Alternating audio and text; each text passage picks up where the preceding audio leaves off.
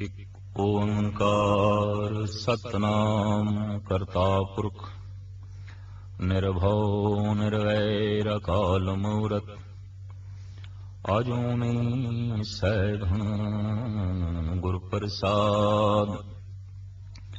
जप आद सच जुगाद सच है भी सच नानक होसी भी सच।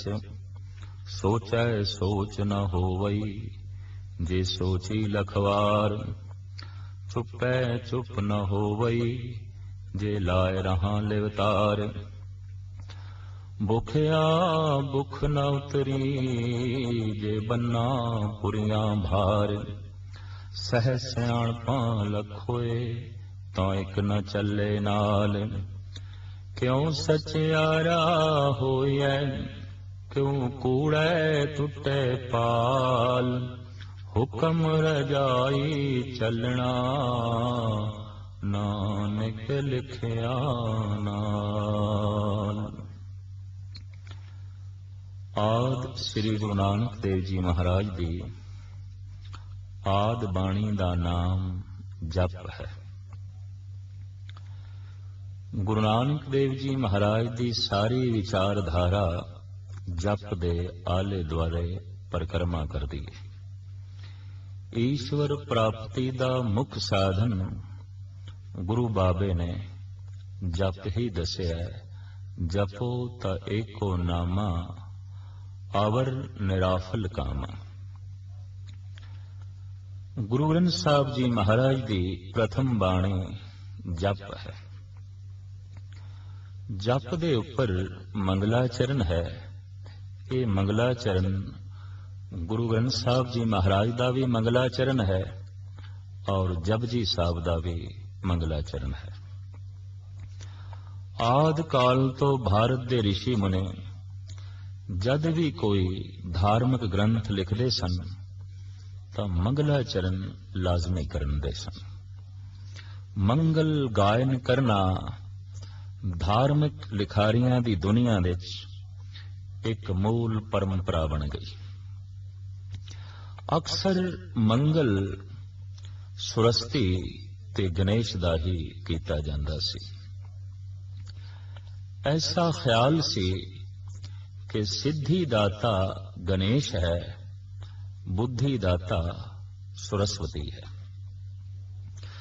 मनुख दी मूल मंगा भी ये दो ने, सिद्ध और बुद्ध।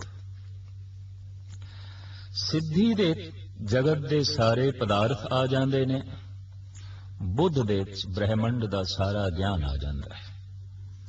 पदार्थ दी भुख शरीर दी है, ज्ञान दी भुख मन दी है, ज़मीर दी है। ये चीज क्यों है, कित्थों है, इदा आद की है, इदा मध की है, इदा अंत की है।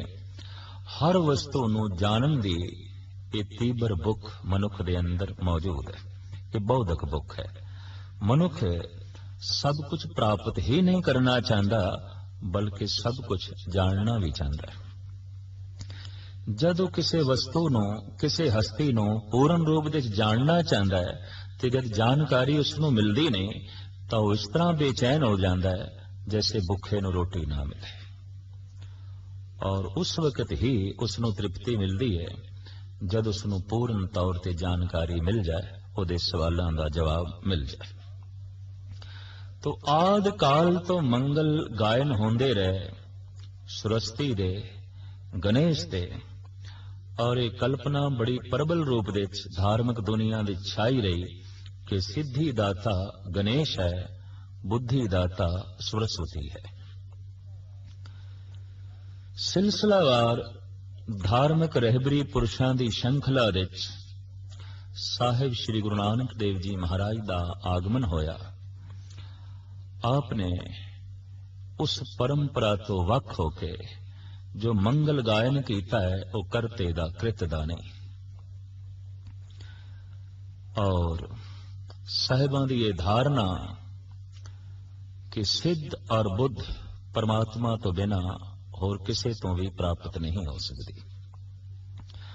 अगर सिद्ध ते बुद्ध एक ईश्वर तो बिना भी किसी होर तो प्राप्त हो सकती है, तो ईश्वर की पूजा की कोई लोड़ ही नहीं रह जाती, उसकी प्रस्तिश की कोई लोड़ ही नहीं रह जाती, क्योंकि मनुख की मूल मंगा ही यही दो ने, सिद्ध और बुद्ध। तो साहिब श्री गुरु नानक देव जी महाराज ने जो मंगल गायन किया, ये गुरमत दे मूल मंत्र मनिया जाता है। गुरु ग्रंथ साहब जी महाराज का मंगलाचरण और जपजी साहब का मंगलाचरण, ये मंगल एक तो शुरू होता है। एक सिद्धि एक तो मिलती है, बुद्ध एक तो मिलती है, उत्पत्ति एक तो है, पालना एक तो है, नाश एक तो है। जगत दी मूल सता एक है और सारी अनेकता उस एक दे आसरे ते खड़ी है, सारी अनेकता उस एक दे चों पैदा होंदी है। साहिब श्री गुरु नानक देव जी महाराज जद विस्माद मंडल विच गए ने, जद एक रूप होए ने, तां आप दी रसना तो वाक भी एक निकले। एक ओंकार, वो एक है और वो ओंकार है। भाव उस तो ही उत्पत्ति हो रही है, पालना हो रही है, नाश हो रहा है। ओंकार तीन शब्दों का जोड़ है, अकार उकार मकार, उत्पत्ति करने वाला, पालना करने वाला, नाश करने वाला, ये सारी क्रिया एक तो हो रही है। वो जो एक ओंकार है, साहिब कहने वो सत्य है, सदैवी है, हमेशा। और वो जो सत्य स्वरूप है वो हस्ती वाला है, उसका नाम है। जैसे असी कह देने फलाने का नाम बहुत वड्डा हो गया, फलाने का नाम आसमान ते चढ़ गया, मतलब है उसकी हस्ती बहुत हो गई है, उसकी समर्था वध गई है, उसकी ताकत वध गई है। वो जो एक है जिस तो उत्पत्ति पालना ते नाश हो रहा है, वो सत स्वरूप है, हस्ती वाला है, नामने वाला है। वो जिसकी हस्ती है वो फिर कृत नहीं है, करता है। और जो करता है ऐसा करता है कि अपनी कृत दे च पूरे होया, वो केवल करता नहीं, वो करता पुरख है। कुमार ने घड़े बनाए, कुमार अपने घर बैठा है, घड़े किसी होर दे घर ने। मुसव्वर ने तस्वीर बनाई है, मुसव्वर अपने घर दे च है, तस्वीर किसी होर घर दे च लटकी हुई है। ठठियार ने भांडे बनाए ने पित्तल दे, वो अपने घर दे च बैठा है, भांडे किसी होर दे घर दे च ने। परमात्मा ऐसा करता नहीं है कि उसकी कृत उस तो वख होवे, नहीं, उसने जो कुछ भी बनाया है अपनी बनतर दे च बैठ गया। चाहे वो रेत दा जर्रा है, चाहे वो सूरज दी किरण है, चाहे फुल्लां दी सुंदरता है, चाहे बदलां दी गर्जन है, चाहे सागर दियां लहरां ने, चाहे कीड़ी है, चाहे हाथी है, जो भी उसकी कृत है ब्रह्मंड दे जर्रे जर्रे विच वो व्यापक है, पूरिया होया है। पुरख दे अखरी अर्थ भी यही ने, पुरी पुरी बसंता सपुरखा, जो पुरियां पुरियां विच रमिया होया है वो पुरख है। वो ऐसा करता पुरख है जिदा स्वभाव है कि भय तो रहित, निर्भव निर्वैर। बड़े मूल औगण ने,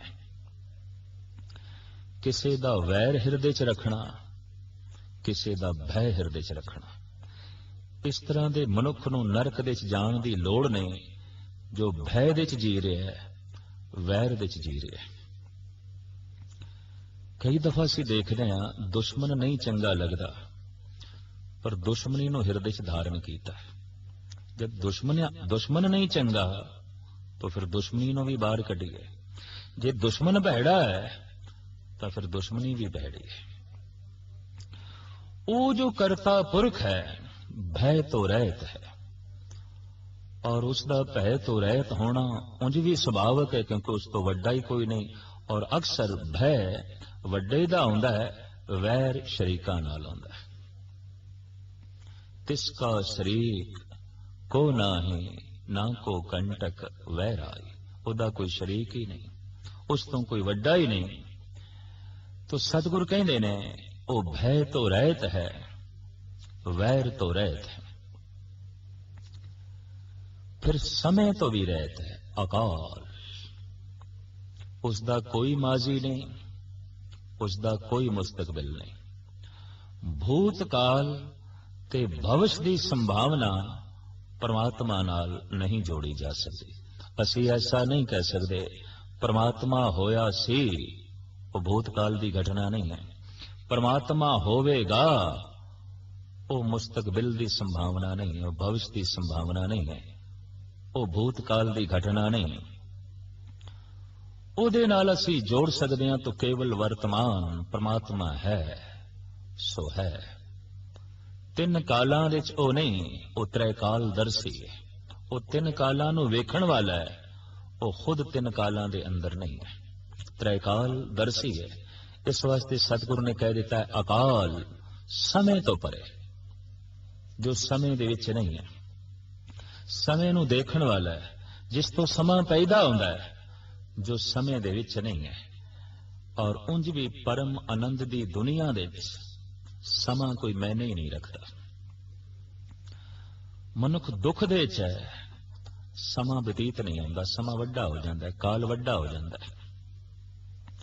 ਕਿਸੇ ਖੁਸ਼ੀ ਦੇ ਵਿੱਚ ਹੈ, ਆਨੰਦ ਦੇ ਵਿੱਚ ਹੈ, ਮਸਤੀ ਦੇ ਵਿੱਚ ਹੈ, ਮਨੁੱਖ ਕਹਿ ਉੱਠਦਾ ਹੈ ਅੱਜ ਦਾ ਦਿਨ ਤੇ ਇੰਜ ਲੰਘ ਗਿਆ ਜਿਵੇਂ ਇੱਕ ਪਲ ਲੰਘੇ, ਅੱਜ ਦੀ ਰਾਤ ਤੇ ਇੰਜ ਲੰਘ ਗਈ ਜਿਵੇਂ ਇੱਕ ਘੜੀ ਲੰਘੀ ਹੈ। ਪਰ ਮਨੁੱਖ ਦੁੱਖ ਦੇ ਵਿੱਚ ਹੈ, ਬੇਚੈਨੀ ਦੇ ਵਿੱਚ ਹੈ, ਵਿਪਤਾ ਦੇ ਵਿੱਚ ਹੈ, ਕਹਿ ਉੱਠਦਾ ਹੈ ਅੱਜ ਦੀ ਰਾਤ ਤੇ ਪਹਾੜ ਬਣ ਗਈ ਹੈ, ਅਬੂਰ ਹੀ ਨਹੀਂ ਆਉਂਦੀ। ਅੱਜ ਦਾ ਦਿਨ ਤੇ ਇੱਕ ਯੁੱਗ ਬਣ ਗਿਆ ਹੈ, ਲੰਘਦਾ ਹੀ ਨਹੀਂ। ਦੁੱਖ ਚਾਹੇ ਸੰਸਾਰਿਕ ਹੋਵੇ ਚਾਹੇ ਅਧਿਆਤਮਿਕ ਹੋਵੇ, ਸਮਾਂ ਲੰਬਾ ਹੋ ਜਾਂਦਾ ਹੈ। ਸਾਹਿਬ ਗੁਰੂ ਅਰਜਨ ਦੇਵ ਜੀ ਮਹਾਰਾਜ ਦਾ ਐਸਾ ਪ੍ਰਮਾਨ ਹੈ, ਚਾਰ ਪਹਿਰ ਚੌ ਜੁਗੇ ਸਮਾਨੇ, ਰਹਿਣ ਭਈ ਤਬ ਅੰਤ ਨ ਜਾਣੇ। हे ਪ੍ਰਭੂ, ਤੇਰੇ ਵਿਛੋੜੇ ਦਾ ਜਿਹੜਾ ਦੁੱਖ ਹੈ, ਉਹਦੇ ਚ ਦਿਨ ਦੇ ਚਾਰ ਪਹਿਰ ਮਾਨੋ ਚਾਰ ਯੁੱਗ ਹੋ ਗਏ ਨੇ, ਲੰਘਦੇ ਹੀ ਨਹੀਂ। ਤੇ ਰਾਤ ਕਿਤਨੀ ਲੰਬੀ ਹੈ, ਇਹ ਤੇ ਕਥਨ ਤੋਂ ਵੀ ਪਰੇ ਹੈ, ਇਹ ਤੇ ਕਹਿਣ ਤੋਂ ਵੀ ਪਰੇ ਹੈ।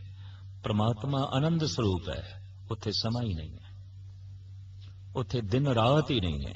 ਭਗਤ ਕਬੀਰ ਕਹਿੰਦੇ ਨੇ ਦਿਨ ਸੋ ਰੈਣ ਨਹੀਂ, ਵੇਦ ਨਹੀਂ ਸ਼ਾਸਤਰ, ਕਹਾਂ ਬਸੇ ਨਿਰੰਕਾਰਾ, ਕਹਿਤ ਕਬੀਰ ਨਰ ਤਿਸੇ ਧਿਆਵੋ, ਬਾਵਰਿਆ ਸੰਸਾਰਾ। ਉੱਥੇ ਸਮਾਂ ਨਹੀਂ ਹੈ, ਕਿਉਂਕਿ ਸਮੇਂ ਦਾ ਬੋਧ ਸੂਰਜ ਤੇ ਚੰਦਰਮਾ ਕਰਕੇ ਹੁੰਦਾ। ਜਦ ਚੰਦਰਮਾ ਦਿਖਾਈ ਦੇਵੇ ਰਾਤ ਹੈ, ਜਦ ਸੂਰਜ ਦਿਖਾਈ ਦੇਵੇ ਦਿਨ ਹੈ।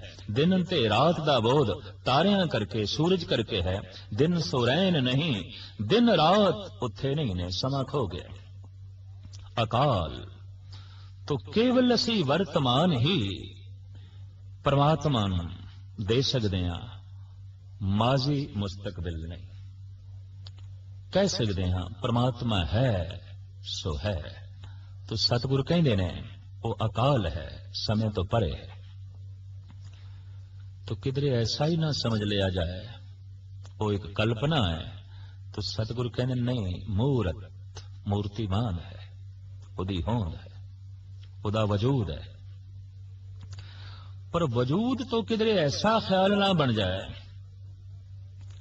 कि वाकई वो घड़िया गया है, बनाया गया है या जन्माया गया है।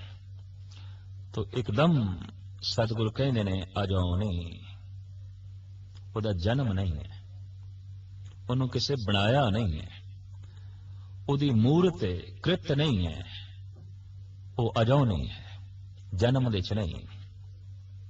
ਮੂਰਤੀਮਾਨ ਜ਼ਰੂਰ ਹੈ ਪਰ ਅਜਨਮ ਹੈ, ਜਨਮ ਦੇ ਚ ਨਹੀਂ। ਫਿਰ ਉਸ ਦੀ ਹਸਤੀ ਕਿਸ ਤਰ੍ਹਾਂ ਹੈ? ਉਹ ਸਤਿਗੁਰੂ ਕਹਿੰਦੇ ਨੇ ਸਹਿ ਭੰਗ, ਉਹ ਆਪਣੇ ਆਪ ਤੋਂ ਆਪ ਹੀ ਪ੍ਰਕਾਸ਼ਮਾਨ ਹੈ। ਆਪ ਹੀ ਨੇ ਆਪ ਸਾਜਿਓ, आप ही ने रचियो नाम, दोई कुदरत साजिए कर आसन डिठो चाओ। उन्हें अपनी साजना आप कीती है, उन्हें अपनी बनतर आप कीती है, उन्हें अपना फैलाव विस्तार आप कीता है। और आप ही अपने आप ਨੂੰ ਸੁਪੇੜ ਲੈਂਦਾ। जब उद करख करा करतारा प्रजा धरत तब दे अपारा जब आकर्ख करत हों कब हूं तुम मैं मिलत देह धर सब हूं। सैभं ਉਹ ਆਪਣੇ ਆਪ ਤੋਂ ਆਪ ਹੀ ਪ੍ਰਕਾਸ਼ਮਾਨ ਹੈ। ਐਸਾ ਜਿਹੜਾ ਪਰਿਪੂਰਨ ਪ੍ਰਮਾਤਮਾ ਹੈ ਗੁਰ, ਉਹ ਰੋਸ਼ਨੀ ਹੈ, ਉਹ ਚਾਨਣਾ ਹੈ, ਉਹ ਗਿਆਨ ਹੈ, ਗਿਆਨ ਦਾਤਾ है, गुरु है। ऐसा जो परमात्मा है जो गुरु है, आदि गुरु केवल परमात्मा है और कोई गुरु नहीं। आद अंत एक अवतारा सोई गुरु समझो हमारा। अपरंपर पार ब्रह्म परमेश्वर नानक गुर मिलिया सोई जियो। कीड़े मकोड़िया नूं भी जीवन चर्या दा ज्ञान परिपूर्ण परमात्मा ने दे रखा है। बच्चों की पैदाइश किवें होंदी है, इन्हां दी पालना किवें करीदी है, ये पंछियां नूं पता है, चौपाए जानवरां नूं पता है। किसी स्कूल दे चों पढ़न नहीं जाते, कोई किताबां उन्होंने नहीं पढ़िया, कोई ज्ञान उन्होंने नहीं देंदा, लेकिन सारे दा सारा बोध उन्हां दे अंदर मौजूद है। इत्थों स्पष्ट हो गई कि सारे जीवां दा प्रेरणादायक है केवल परमात्मा, ज्ञानदायक केवल ईश्वर है। जितने सुंदर घोंसले कई दफा पंछी बना लेंदे ने, कोई मनुख इस ढंग की सोहनी बुणतर नहीं बना सकता। तो ज्ञान है, तो ये सारे दा सारा ज्ञान देण वाला परमात्मा है, ते ज्ञान देण दे नाते वही परमात्मा गुरु है। आप कहते ने गुरु, और वो जो गुरु है प्रसाद दया दी मूर्ति है, दयालु है, कृपालु है, दया दा घर है। ये जपजी साहब दा मंगल है, ये गुरु ग्रंथ साहब जी महाराज दा मंगल है। अगे शब्द है जप, जप बाणी दा नाम है। गुरु ग्रंथ साहब जी महाराज दे जितनियां बाणियां आईयां ने बकायदा उन्हां दे नाम ने, सुखमनी, रहरास, सोहिला और इसे तरीके नाल चौबोले, फुने छंद, भट्टां दे सोईए, संस्कृति, श्लोक इत्यादि वारां वख-वख बकायदा बाणियां दे नाम ने। तो सब तो प्रथम पहली जिहड़ी बाणी है इहदा नाम है जप। जप साहब दे दो श्लोक ने, 38 पौड़ियां ने। पहला श्लोक उपकर्म है, अखीरला श्लोक उपसंगार है। प्रथम श्लोक आद सच जुगाद सच है भी सच नानक होसी भी सच। अखीरला श्लोक उपसंगार पौण गुरु पाणी पिता माता धरत महत। दो श्लोकां दे विचकार 38 पौड़ियां ने, और ये 38 पौड़ियां परमात्मा तक पहुंचण दा एक वसीला साहिब गुरु नानक देव जी महाराज ने जगत नूं बख्शिश कीता।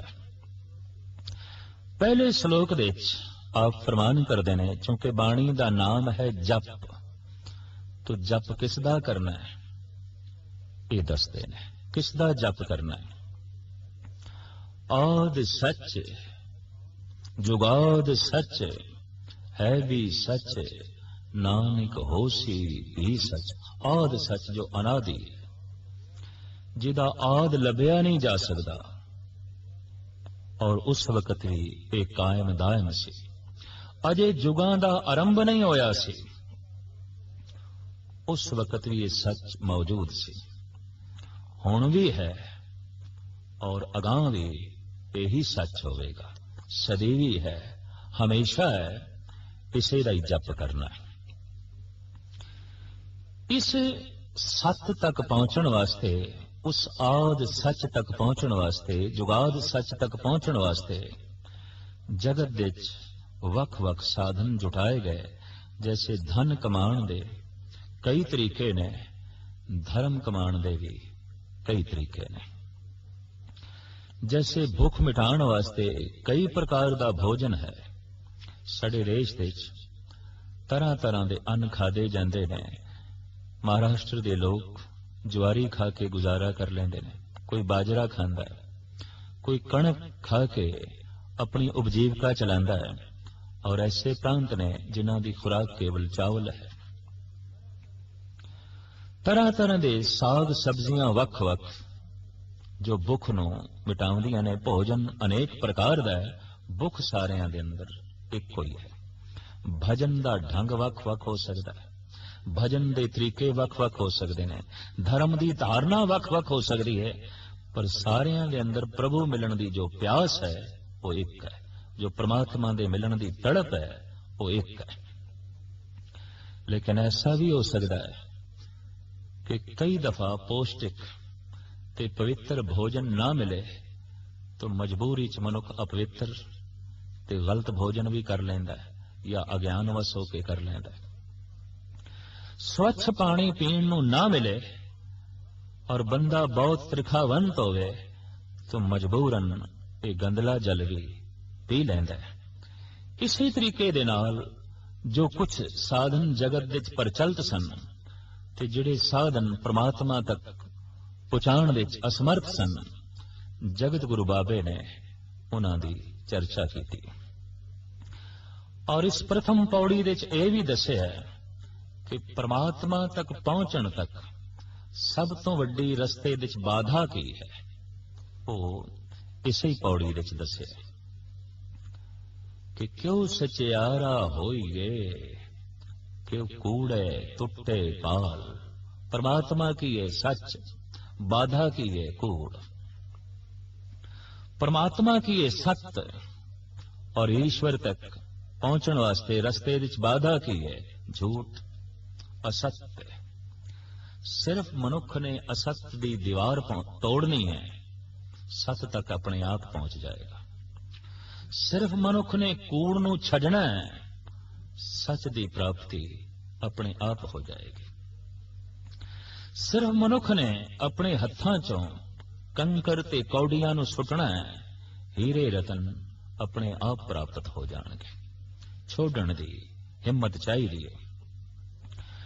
तो ये असत, ये कूड़ एक दीवार है।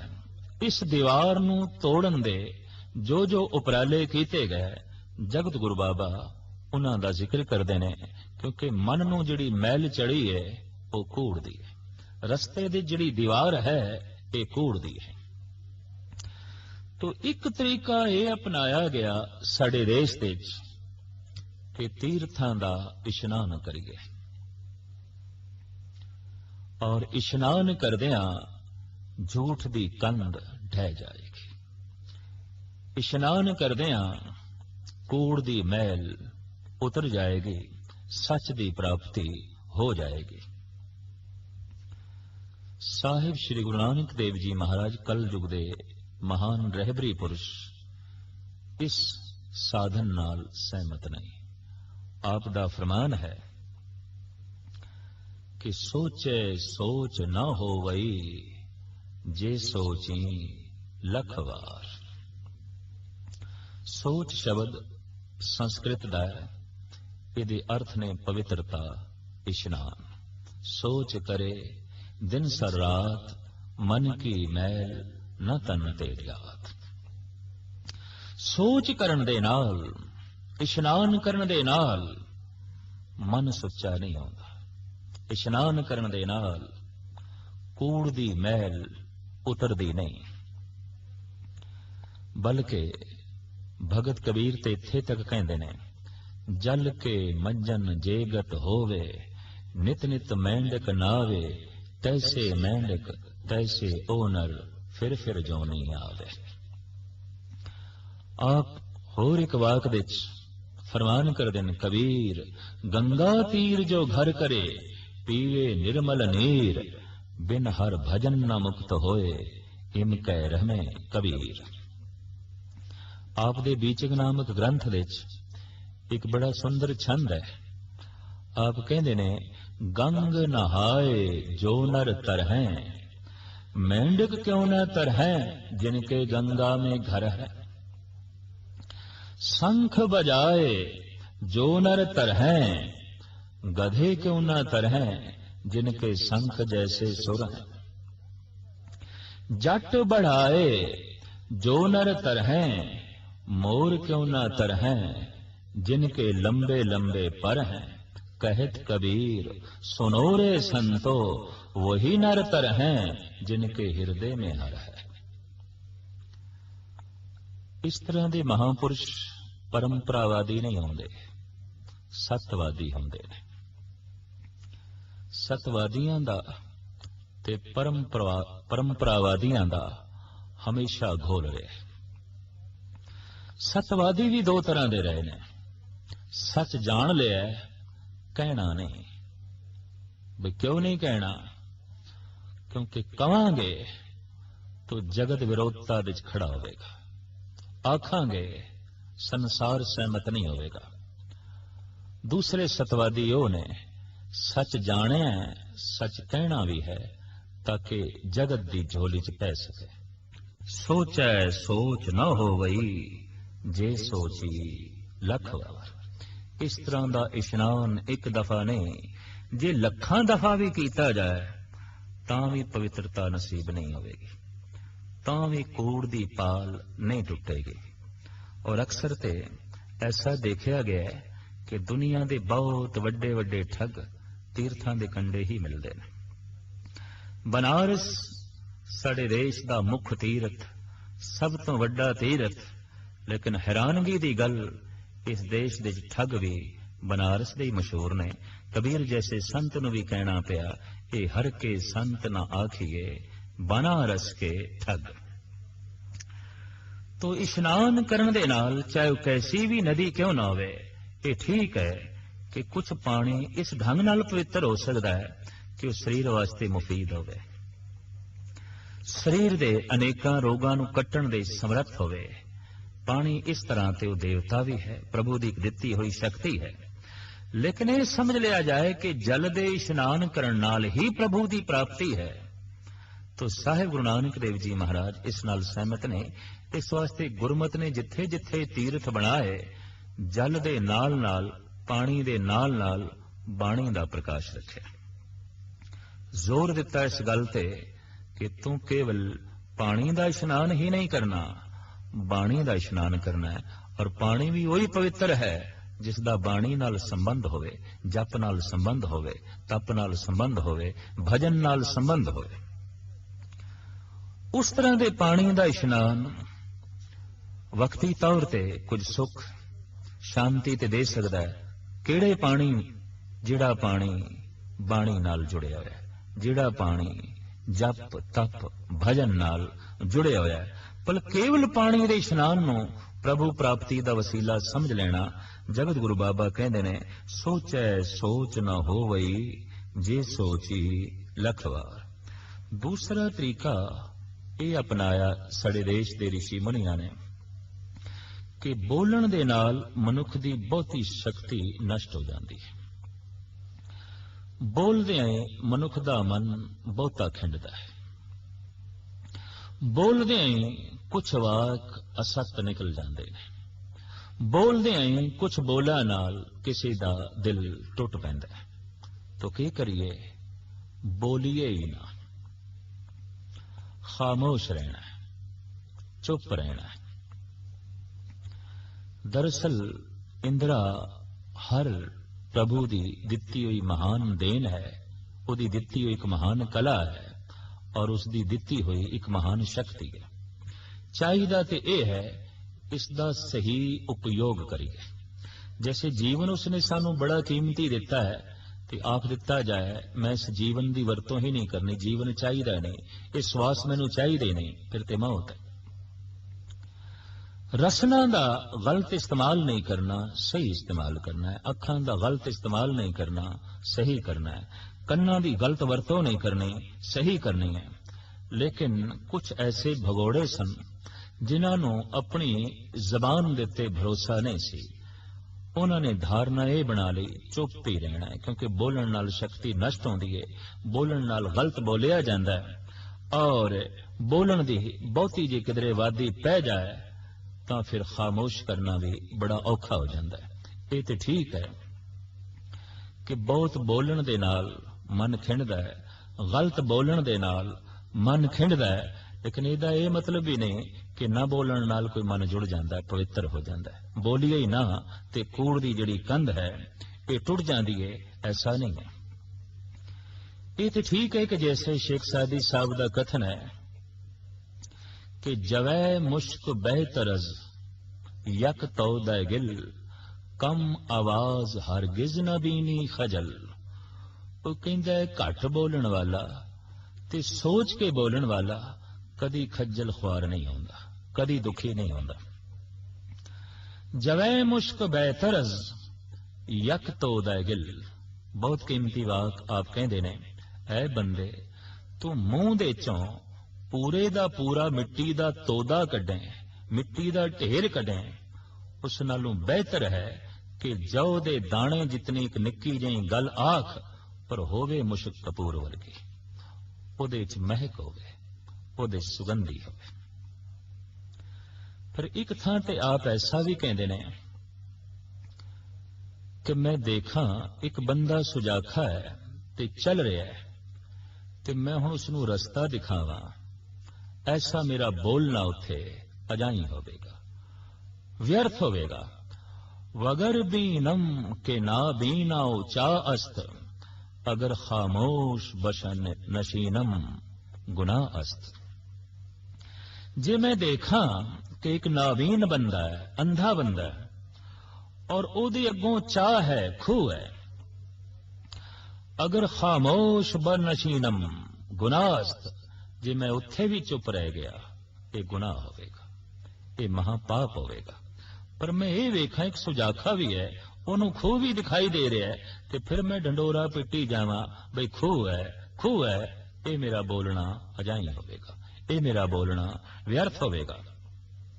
तो ये तो ठीक है, घट बोलना है, अजाई नहीं बोलना, व्यर्थ नहीं बोलना, पर यह मतलब भी नहीं कि बिल्कुल ही नहीं बोलना। इस वास्ते सतगुरु कहते ने कि चुप है चुप ना हो वही जे लाए रहा लिवतार। चुप रहने नाल भी मन चुप नहीं करता, मन बोलता ही रहता है। बोले नाई होए बैठा मौनी, अंतर कल्प भवाइये जौनी। अंदर ते कल्पना चल रही है।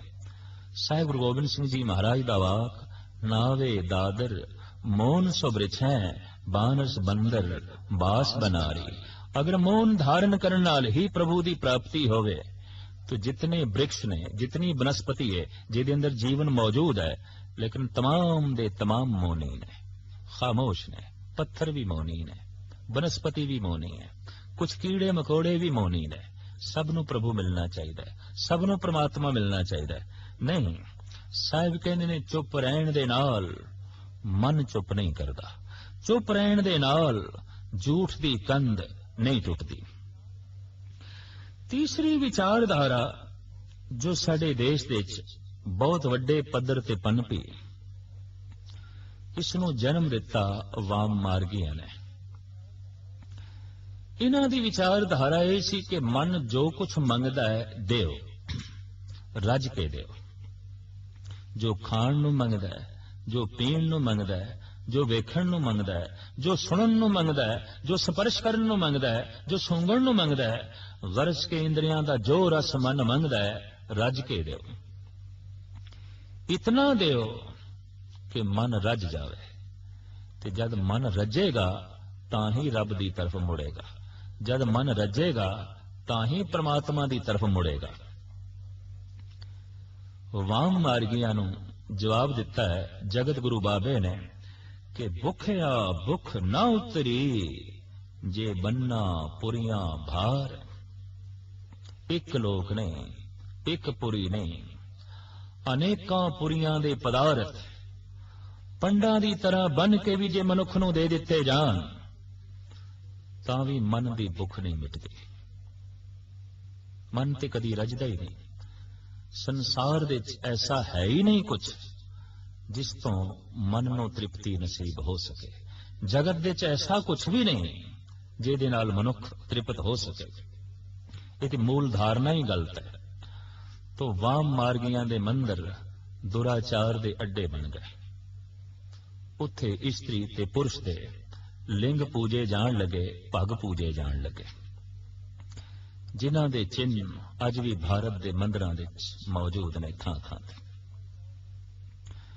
ਦੁਰਾਚਾਰ ਦੇ ਅੱਡੇ ਜਦ ਮੰਦਰ ਬਣੇ ਔਰ ਪਿਛੋਕੜ ਵਿਚਾਰਧਾਰਾ ਇਹ ਕੰਮ ਕਰ ਰਹੀ ਸੀ, ਮਨ ਨੂੰ ਰਜਾਣਾ, ਜੋ ਖਾਣ ਨੂੰ ਮੰਗੇ ਦਿਓ, ਜੋ ਭੋਗਣ ਨੂੰ ਮੰਗੇ ਦਿਓ।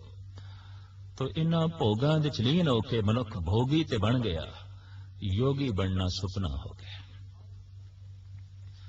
ਧਾਰਮਿਕ ਮੰਦਰ ਅਧਰਮ ਦੇ ਅੱਡੇ ਬਣ ਗਏ, ਪਾਪ ਵਾਸ਼ਨਾ ਦੇ ਅੱਡੇ ਬਣ ਗਏ, ਦੁਰਾਚਾਰ ਦੇ ਅੱਡੇ ਬਣ ਗਏ। ਔਰ ਅੱਜ ਵੀ ਜਦ ਇਸ ਤਰ੍ਹਾਂ ਦੇ ਅਸਥਾਨ ਦੇਖਣ ਨੂੰ ਮਿਲਦੇ ਨੇ ਔਰ ਪੁਰਾਣੀ ਵਿਚਾਰਧਾਰਾ ਪੜਨ ਨੂੰ ਮਿਲਦੀ ਹੈ, ਤਾਂ ਅਫਸੋਸ ਨਾਲ ਕਹਿਣਾ ਪੈਂਦਾ ਹੈ ਕਿ ਕਿਤਨਾ ਗਲਤ ਸੋਚਿਆ ਗਿਆ ਕਿ ਮਨ ਜਦ ਰੱਜੇਗਾ ਤੇ ਫਿਰ ਬੰਦਗੀ ਕਰਾਂਗੇ। ਮਨ ਦਾ ਇਹ ਗਿਆਨ ਕਿਸੇ ਕੋਲ ਨਹੀਂ ਸੀ ਕਿ ਮਨ ਤੇ ਕਦੀ ਰੱਜਦਾ ਹੀ ਨਹੀਂ। ਸਮੁੱਚੀ ਪੁਰੀਆਂ ਦੇ ਬਨ ਕੇ ਪਦਾਰਥ ਭਾਰ ਦੇ ਦਿੱਤੇ ਜਾਣ ਤਾਂ ਵੀ ਮਨ ਭੁੱਖੇ ਦਾ ਭੁੱਖਾ ਰਹਿੰਦਾ ਹੈ। ਤੋ ਜਗਤ ਗੁਰੂ ਬਾਬਾ ਕਹਿੰਦੇ ਨੇ, ਭੁੱਖਿਆ ਭੁੱਖ ਨਾ ਉਤਰੇ ਜੇ ਬੰਨਾ ਪੁਰੀਆਂ ਭਾਰ। ਸਾਹਿਬ ਕਹਿੰਦੇ ਨੇ, ਰੂਪੀ ਭੁੱਖ ਨਾ ਉਤਰੇ ਜਾਂ ਦੇ ਖਾਂ ਤਾਂ ਭੁੱਖ। ਨਾਨਕ ਸੱਚੇ ਨਾਮ ਬਿਨ ਕਿਸੇ ਨਾ ਰੁੱਥੀ ਭੁੱਖ। ਹਕੀਕਤ ਸਚਾਈ ਕਿ ਮਨੁੱਖ ਦੇ ਅੰਦਰ ਭੁੱਖ ਧਨ ਦੀ ਹੈ, ਪਿਆਸ ਰੂਪ ਦੀ ਹੈ। ਨਾ ਰੂਪ ਦੀ ਪਿਆਸ ਮਿਟਦੀ ਹੈ, ਨਾ ਧਨ ਦੀ ਭੁੱਖ ਮਿਟਦੀ ਹੈ। ਜਿਸ ਤਰ੍ਹਾਂ ਸਰੀਰ ਜ਼ਿੰਦਾ ਹੈ ਭੋਜਨ ਕਰਕੇ, ਪਾਣੀ ਕਰਕੇ। ਕੇਵਲ ਪਾਣੀ ਦੇ ਦਈਏ ਤੇ ਭੋਜਨ ਨਾ ਦੇਈਏ, ਗੱਲ ਨਹੀਂ ਬਣੇਗੀ।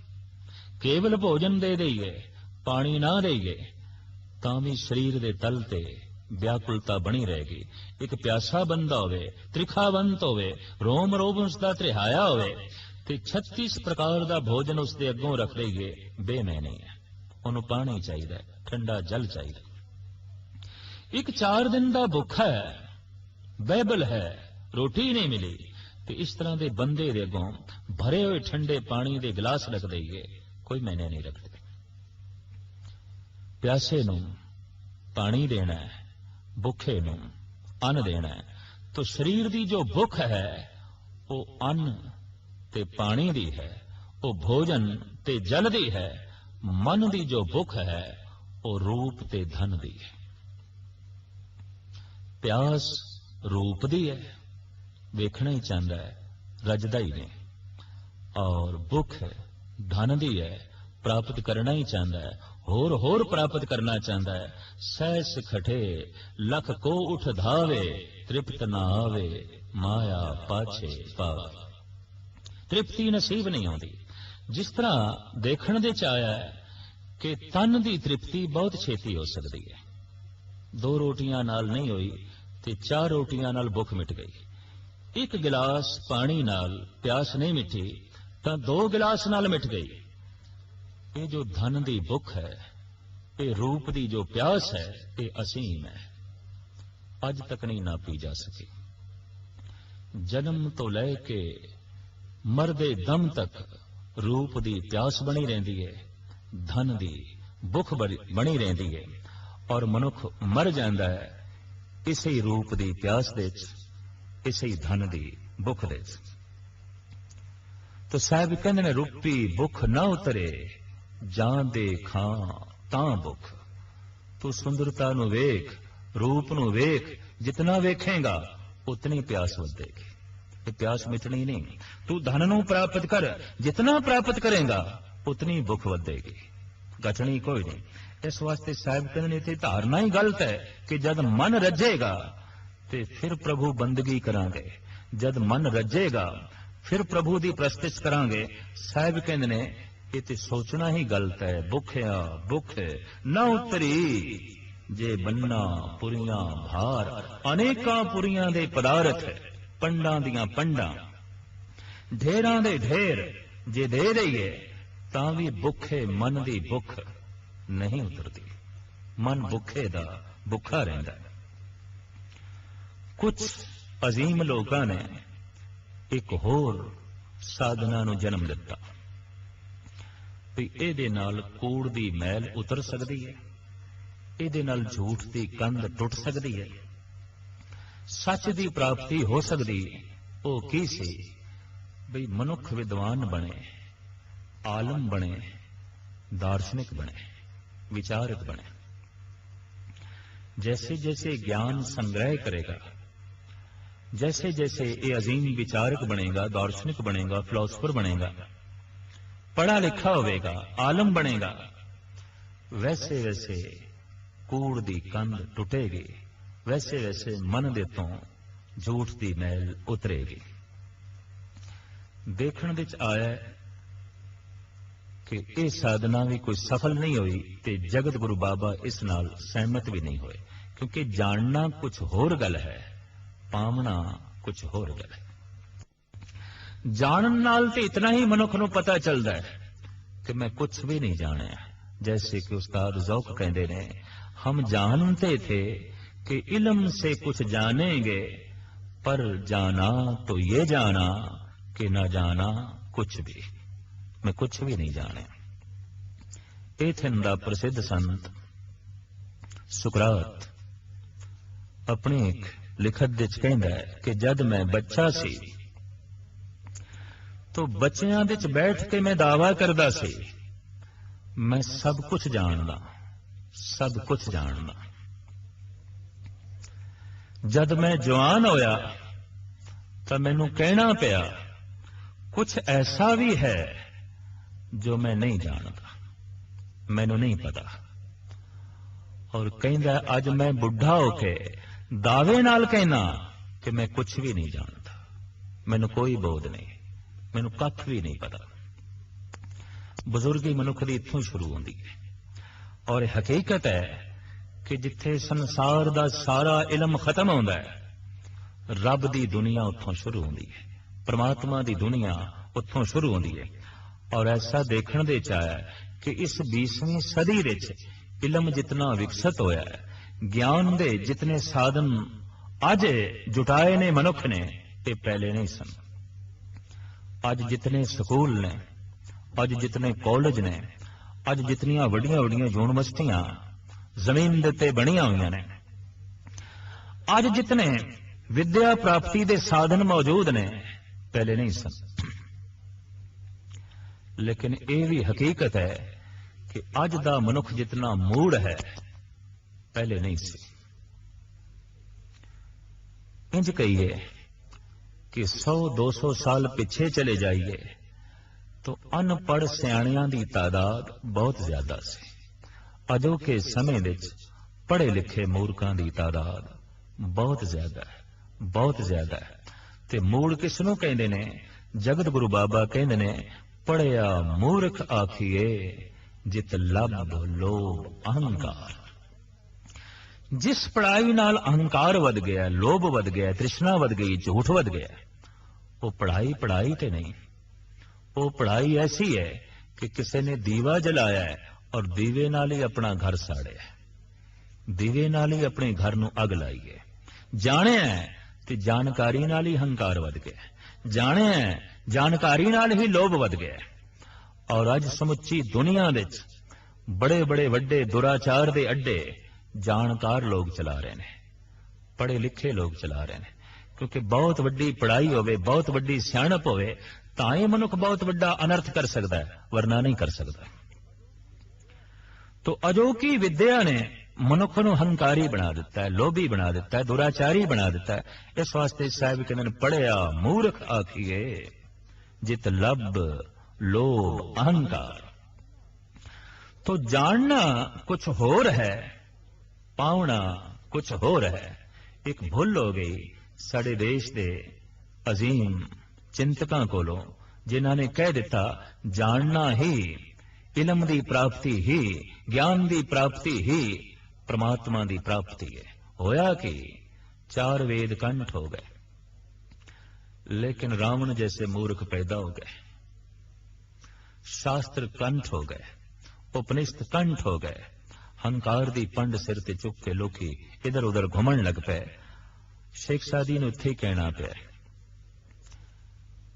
कि अगर मनुख पढ़िया ते उन्होंने अमल विच नहीं लिया तो वह बंदा उस मेरे खोते दी तरह जो मेरियां सारियां किताबां चुक के मेरे नाल चलदा है। इलम चंदा के बेस तरफाने गर अमल दस्तो नेस्त नादाने ना मुहक्कक बवद ना दानशमंद चार पाए बरोए किताबे चंद। एक बैल दे उत्ते एक खोते दे उत्ते जे ग्रंथां दा अंबार लद दईए वो कोई पंडित हो जाता है। फर्क सिर्फ इतना है कि ये ग्रंथां दा भार खोते दे तन ते लदे है, मनुख अपने दिमाग ते लद लैंदा है। तो दिमाग ते लदन नाल की हुंदा है, सिर दे ते लदन दे नाल की हुंदा है। तो बहुत सारे इत्थे आलमां ने इलम दा भार अपने सिर दे उत्ते चुक लिया। कौन दसे कि जानना हो रहा है, पावना हो रहा है। इलम रस्ते दा दीव है, चाहिए वेख ले। लेकिन ऐसा देखने दे आया है कि मनुख ने किधरों दीवा जुटाया है, किधरों तेल इकट्ठा किया है, किधरों कपास लिया के उसकी वट बनाई है, किधरों उन्हें अग ढूंढी है, दीवा रोशन किया है और जैसे रोशन किया अपनी अखां बंद कर लिया। 10-15 साल ज्ञान प्राप्ति दे चला दिते कि जब ज्ञान प्राप्त होया उन्होंने जिंदगी दे कदी वरतिया ही नहीं, उहदी वरतों कदी जीवन दे कीती नहीं। दीवा जलाण दे समा बर्बाद किया अगर मनुख ने अपनी अखां बंद कर ली। इलम ओ बर्बाद चला गया, सिखी हुई वो सारी विद्या व्यर्थ चली गई अगर जीवन दे परोपकार दा जन्म नहीं होया। साहिब गुरु नानक देव जी महाराज दे वाक, विद्या विचारी तां परोपकारी। विद्या दी विचार उसने तां कीती है जे उसदे अंदरों परोपकार दा जन्म होया होवे, उसदे अंदरों नेकियां दा जन्म होया होवे, उसदे अंदरों कोमलता दा जन्म होया होवे। विद्या प्राप्त करके कठोर हो गया, विद्या प्राप्त करके मुजरम हो गया, तरह तरह के जुर्म इस तो नाजल हो गए ने। तो नहीं, ये पढ़ा लिखा मूर्ख है, ये पढ़िया मूर्ख आखिए जित लब लोभ अहंकार। तो इलम दे नाल ज्ञान दे नाल भी मन दे उत्ते जमी हुई जो झूठ दी मैल है ये नहीं धुलदी, विचकारे जो कूड़ दी कंध है ये नहीं टुटदी। इस वास्ते जगत गुरु बाबा कहते ने कि सह सियाणपा लख होए तां एक ना चले नाल। सियाणप इलम ज्ञान एक तरह का नहीं, हजारां तरह का ही क्यों ना मनुख प्राप्त कर लवे तां भी ज्ञान की एक गल भी अगे नहीं चलती। मन की दुनिया दे नाल मन नहीं पवित्र होंदा, बल्कि तो ऐसा देखा गया है कि एक अनपढ़ नालों पढ़े लिखे का मन ज्यादा मलीन है, ज्यादा हंकारी है, ज्यादा अंधकार दे भटक रहा है। भोले भाले अनपढ़ दो मनुख ते आपस में बहुत छेती सहमत हो जाते हैं, पर पढ़े लिखियां दा आपस में सहमत होना भी बहुत औखा हो जाता है। तकरार का जन्म हो जाता है, विचार तकरार नूं जन्म दे देंदे ने। तो साहिब कहंदे सह सियाणपा लख होए तां एक ना चले नाल। अगर सियाणप दे नाल ही परमात्मा की प्राप्ति हो जाए तो फिर परमात्मा छोटा है, सियाणप वड्डी है। अगर ज्ञान नाल ही ईश्वर की प्राप्ति हो जाए तो ईश्वर कुछ नहीं है, फिर इलम ही सब कुछ है। इस वास्ते साहिब कहंदे ने इलम प्राप्त करना तो बहुत अच्छी गल है, रस्ते विच दीवा जलाना बहुत अच्छी गल है, पर दीवा इस वास्ते जलाना है कि रस्ते ते चल सकीए, आराम नाल चल सकीए, प्रभु तक पहुंच सकीए। ज्ञान ते इस वास्ते प्राप्त करना है कि जीवन विच कुछ कोमलता का जन्म होवे, परोपकार का जन्म होवे, सदाचार का जन्म होवे ते मनुख चले भजन करदे होया प्रभु दे तल ते। अगर कोई इलम कोई ज्ञान प्रभु भजन विच बाधा है, भजन करन तो इनकारी कर देवे, वो विद्या नहीं अविद्या है। अजोकी विद्या ने मनुख नूं नास्तिक ते बनाया है, आस्तिक नहीं। अजोकी विद्या ने मनुख नूं हंकारी ते बनाया है, निर्माण नहीं। अजोकी विद्या ने मनुख नूं लोभी ते बनाया है, संतोखी नहीं। इस वास्ते ये विद्या कोई विद्या नहीं जो रस्ते दा पत्थर बन जाए, रस्ते दा रोड़ा बन जाए। विद्या ते ओ जो रस्ते दा चिराग बने, रस्ते दा दीवा बने, रस्ते दा फुल बने, जो रस्ते दा पत्थर बन गई है वो विद्या कोई विद्या नहीं। इस वास्ते सतगुर दी बाणी विच इस तरह के कुछ वाक आउंदे ने, पढ़िए गुणिए नाम सब सुनिए, अनुभव भाव न दरसे, लोहा कंचन रिंड होए कैसे, जो पारस न परसे। क्या पढ़िए क्या गुनिए, क्या वेद पुराना सुनिए, पढ़े सुने क्या होई, जो सहज न मिले सोई। हर का नाम न जपस गवारा, क्या सोचे बारंबार। ਕਿਹੋ ਜੀਆਂ ਦੀਆਂ ਨਿਕੰਮੀਆਂ ਸੋਚਣੀਆਂ ਦੇ ਚ ਤੂੰ ਪਿਆ ਹੈ, ਕਿਹੋ ਜੀਆਂ ਦੀਆਂ ਨਿਕੰਮੀਆਂ ਵਿਚਾਰਾਂ ਦੇ ਚ ਤੂੰ ਪਿਆ ਹੈ ਕਿ ਹਰੀ ਦਾ ਨਾਮ ਜਪਣਾ ਹੀ ਤੂੰ ਭੁੱਲ ਗਿਆ। ਹਰ ਜਸ ਸੁਨੇ ਨਾ ਹਰ ਗੁਣ ਗਾਵੇ, ਬਾਤਨ ਹੀ ਅਸਮਾਨ ਗਿਰਾਵੇ। ਐਸੇ ਲੋਕਨ ਸਿਉ ਕਿਆ ਕਹੀਏ, ਜੋ ਪ੍ਰਭ ਕੀਏ ਭਗਤ ਤੇ ਬਾਹਜ, ਤਿਨ ਤੇ ਸਦਾ ਡਰਾਨੇ ਰਹੀਏ। ਤੋ ਜਗਤ ਗੁਰੂ ਬਾਬੇ ਨੇ ਇਹ ਜੋ ਜਗਤ ਦੇ ਚ ਪ੍ਰਚਲਿਤ ਸਾਧਨ ਸਨ, ਇਹਨਾਂ ਨਾਲ ਸਹਿਮਤੀ ਨਹੀਂ ਪ੍ਰਗਟਾਈ। ਇਸ਼ਨਾਨ ਕਰਨ ਨਾਲ ਮਨ ਨਹੀਂ ਪਵਿੱਤਰ ਹੁੰਦਾ, ਚੁੱਪ ਰਹਿਣ ਦੇ ਨਾਲ ਮਨ ਨਹੀਂ ਚੁੱਪ ਹੁੰਦਾ। ਜਗਤ ਦੇ ਸਾਰੇ ਪਦਾਰਥਾਂ ਦੀ ਪ੍ਰਾਪਤੀ ਵੀ ਹੋ ਜਾਏ ਤਾਂ ਵੀ ਮਨ ਦੀ ਭੁੱਖ ਨਹੀਂ ਉਤਰਦੀ, ਤੇ ਜਗਤ ਦਾ ਸਾਰਾ ਇਲਮ ਇਕੱਠਾ ਕਰ ਲਿਆ ਜਾਏ ਤਾਂ ਵੀ ਅਧਿਆਤਮਕ ਸਿਆਣਪ ਪ੍ਰਾਪਤ ਨਹੀਂ ਹੁੰਦੀ। ਕੂੜ ਦੀ ਮੈਲ ਨਹੀਂ ਦੁਲਦੀ, ਝੂਠ ਦੀ ਕੰਧ ਨਹੀਂ ਟੁੱਟਦੀ। ਤਾਂ ਫਿਰ ਹੁਣ ਸਵਾਲ ਪੈਦਾ ਹੁੰਦਾ ਹੈ, ਕਿਉਂ ਸਚਿਆਰਾ ਹੋਈਏ, ਕਿਉਂ ਕੂੜੇ ਟੁੱਟੇ ਪਾਲ। ਫਿਰ ਕਿਵੇਂ ਸਚਿਆਰ ਬਣੀਏ ਤੇ ਕਿਵੇਂ ਝੂਠ ਦੀ ਕੰਧ ਟੁੱਟੇ? ਇਹ ਪ੍ਰਸ਼ਨ ਹੈ ਕਿ ਉਪਰੋਕਤ ਸਾਧਨਾ ਦੇ ਨਾਲ ਤੇ ਗੱਲ ਬਣਦੀ ਨਹੀਂ, ਤਾਂ ਫਿਰ ਕੀ ਕਰੀਏ? ਕਿਉਂ ਸਚਿਆਰਾ ਹੋਈਏ, ਕਿਉਂ ਕੂੜਾ ਟੁੱਟੇ ਪਾਲ।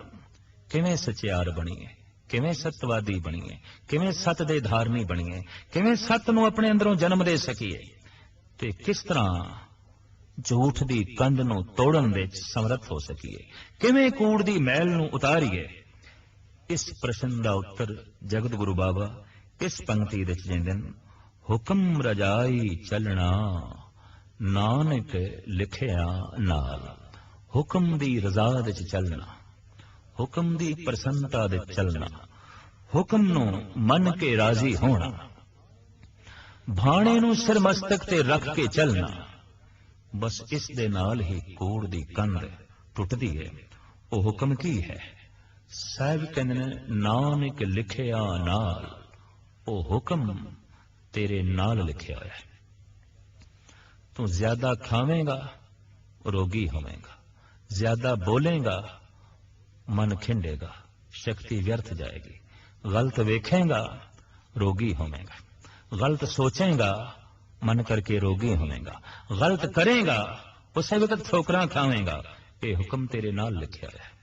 इस हुक्म नूं पढ़न दी कोशिश कर।